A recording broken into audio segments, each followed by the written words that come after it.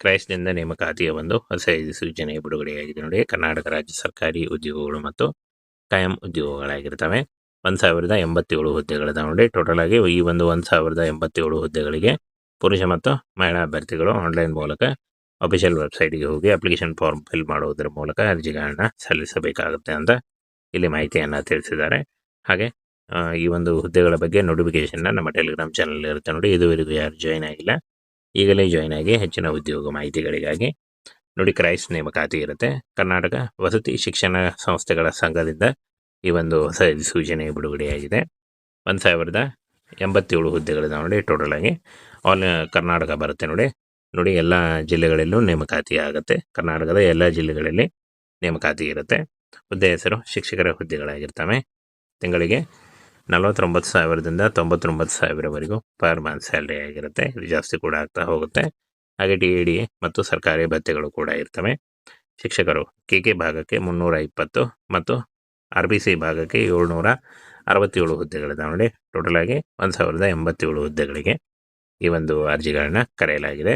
ಹಾಗೇನ ಅಂತ ಮುಂದೆ ನೋಡಿ, ಶೈಕ್ಷಣಿಕ ಅರ್ಹತೆಯನ್ನು ನೋಡೋದಾದರೆ PUC ಮತ್ತು ಪದವಿ ಹಾಗೂ BA ಮತ್ತು BSc ಪೂರ್ಣಗೊಳಿಸಿದಂಥ ಮತ್ತು ಯಾವುದೇ ಡಿಗ್ರಿ ಎನಿ ಡಿಗ್ರಿ ಪಾಸಾಗಿದ್ದರೂ ಕೂಡ ನೀವು ಅರ್ಜಿಗಳನ್ನ ಸಲ್ಲಿಸಬಹುದಾಗಿರುತ್ತೆ.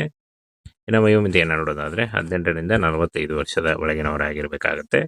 ವಯೋಮಿತಿ ಸಡಿಲಿಕೆ ಕೂಡ ಇರುತ್ತೆ. OBC 2A 2B ಮತ್ತು 3A 3B ಅಭ್ಯರ್ಥಿಗಳಿಗೆ 3 ವರ್ಷ, SC ST ಅಭ್ಯರ್ಥಿಗಳಿಗೆ 5 ವರ್ಷ ಹಾಗೂ PWD ಅಭ್ಯರ್ಥಿಗಳಿಗೆ 10 ವರ್ಷಗಳ ವಯೋಮಿತಿ ಸಡಿಲಿಕೆ ಕೂಡ ಇರುತ್ತೆ. ಆದಷ್ಟು ನಿಮ್ಮ ವಯಸ್ಸಿನ ಲೆಕ್ಕಾಚಾರ ಮಾಡಿಕೊಂಡು ನೀವು ಅರ್ಜಿಗಳನ್ನ ಸಲ್ಲಿಸಬಹುದಾಗಿರುತ್ತೆ ನೋಡಿ. ಇನ್ನು ಅರ್ಜಿ ಶುಲ್ಕವನ್ನು ನೋಡೋದಾದರೆ ಸಾಮಾನ್ಯ OBC 2A 2B ಮತ್ತು 3A 3B ಅಭ್ಯರ್ಥಿಗಳಿಗೆ 750 ರೂಪಾಯಿ ಇದ್ದರೆ SC ST ಅಭ್ಯರ್ಥಿಗಳಿಗೆ 500 ರೂಪಾಯಿ ಇರುತ್ತೆ. ಪಾವತಿ ಮಾಡುವ ವಿಧಾನ ಆನ್ಲೈನ್ ಮೂಲಕ ಇರುತ್ತೆ ನೋಡಿ. ನೀವು net banking, credit card, debit card ಅಥವಾ UPIಗಳ ಮೂಲಕ ಪೇ ಮಾಡಬಹುದಾಗಿರುತ್ತೆ. ಇನ್ನು ಆಯ್ಕೆ ಪ್ರಕ್ರಿಯೆಯನ್ನು ನೋಡೋದಾದರೆ ಲಿಖಿತ ಪರೀಕ್ಷೆ 1, ಪತ್ರಿಕೆ 1 OMR ಆಫ್ಲೈನ್ ಸಹಿಷ್ಣುತೆ, ದೈಹಿಕ ಗುಣಮಟ್ಟ ಪರೀಕ್ಷೆ ಮತ್ತು ವೈದ್ಯಕೀಯ ಪರೀಕ್ಷೆ ಆಫ್ಲೈನ್ OMR ಪ್ರಕಾರದ ಪರೀಕ್ಷೆ ಇರುತ್ತೆ ಅಂತ ಕೊಟ್ಟಿದ್ದಾರೆ ನೋಡಿ. OMR ಪ್ರಕಾರದ ಪರೀಕ್ಷೆ ಇರುತ್ತೆ. ಪ್ರಶ್ನೆಗಳು 100 ಹಾಗೂ ಅಂಕಗಳು 100, ಸಮಯ 2 ಗಂಟೆ ಇರುತ್ತೆ. ತಪ್ಪು ಉತ್ತರಗಳಿಗೆ 0.25 ಮೈನಸ್ ಮಾರ್ಕಿಂಗ್ ಇರುತ್ತೆ ಅಂತ ಕೊಟ್ಟಿದ್ದಾರೆ ನೋಡಿ. ಇನ್ನು ಪ್ರಮುಖ ದಿನಾಂಕಗಳನ್ನು ನೋಡೋದಾದರೆ 15/7/2026ರಿಂದ ಅರ್ಜಿ ಸಲ್ಲಿಕೆ ಶುರುವಾದರೆ 13 ಆಗಸ್ಟ್ 2026 ಅಪ್ಲಿಕೇಶನ್ ಕ್ಲೋಸ್ ಆಗಲಿಕ್ಕೆ ಕೊನೆಯ ದಿನಾಂಕ ಆಗಿರುತ್ತೆ.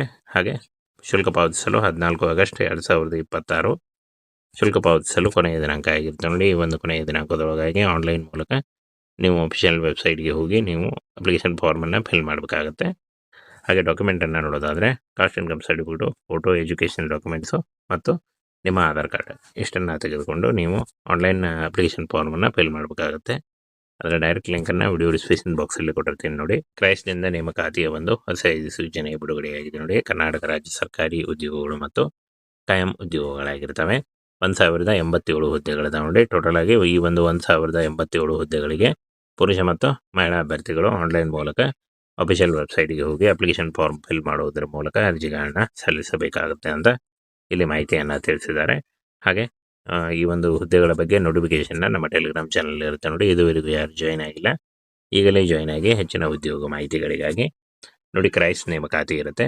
ಕರ್ನಾಟಕ ವಸತಿ ಶಿಕ್ಷಣ ಸಂಸ್ಥೆಗಳ ಸಂಘದಿಂದ ಈ ಒಂದು ಹೊಸ ಅಧಿಸೂಚನೆ ಬಿಡುಗಡೆಯಾಗಿದೆ. 1087 ಹುದ್ದೆಗಳಿದಾವೆ ನೋಡಿ. ಟೋಟಲ್ ಆಗಿ ಆಲ್ ಕರ್ನಾಟಕ ಬರುತ್ತೆ ನೋಡಿ. ಎಲ್ಲ ಜಿಲ್ಲೆಗಳಲ್ಲೂ ನೇಮಕಾತಿ ಆಗುತ್ತೆ. ಕರ್ನಾಟಕದ ಎಲ್ಲ ಜಿಲ್ಲೆಗಳಲ್ಲಿ ನೇಮಕಾತಿ ಇರುತ್ತೆ. ಹುದ್ದೆ ಹೆಸರು ಶಿಕ್ಷಕರ ಹುದ್ದೆಗಳಾಗಿರ್ತವೆ. ತಿಂಗಳಿಗೆ 49,000ದಿಂದ 99,000ವರೆಗೂ ಪರ್ ಮಂತ್ ಸ್ಯಾಲ್ರಿ ಆಗಿರುತ್ತೆ. ಇದು ಜಾಸ್ತಿ ಕೂಡ ಆಗ್ತಾ ಹೋಗುತ್ತೆ. ಹಾಗೆ DAD ಮತ್ತು ಸರ್ಕಾರಿ ಭತ್ಯೆಗಳು ಕೂಡ ಇರ್ತವೆ.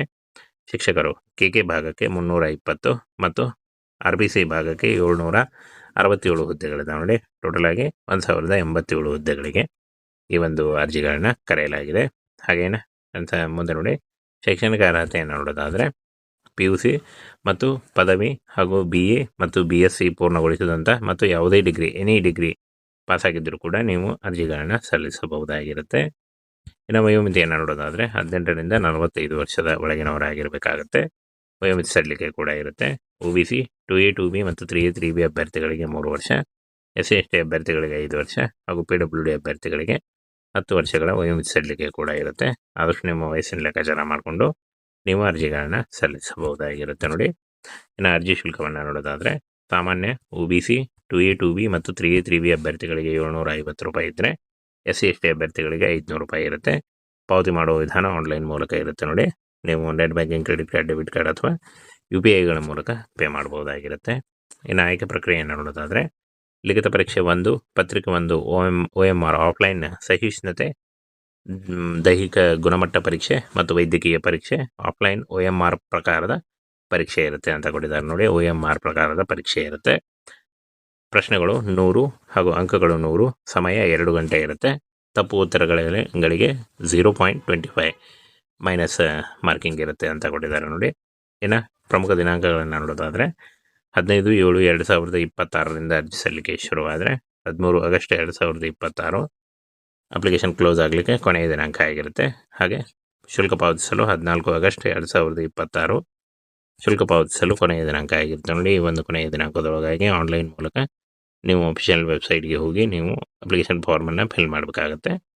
ಹಾಗೆ ಡಾಕ್ಯುಮೆಂಟನ್ನು ನೋಡೋದಾದರೆ caste income certificate, photo, education documents ಮತ್ತು ನಿಮ್ಮ ಆಧಾರ್ ಕಾರ್ಡ್ ಇಷ್ಟನ್ನು ತೆಗೆದುಕೊಂಡು ನೀವು ಆನ್ಲೈನ್ ಅಪ್ಲಿಕೇಶನ್ ಫಾರ್ಮನ್ನು ಫಿಲ್ ಮಾಡಬೇಕಾಗುತ್ತೆ. ಅದರ ಡೈರೆಕ್ಟ್ ಲಿಂಕನ್ನು ವಿಡಿಯೋ ಡಿಸ್ಕ್ರಿಪ್ಷನ್ ಬಾಕ್ಸಲ್ಲಿ ಕೊಟ್ಟಿರ್ತೀನಿ ನೋಡಿ.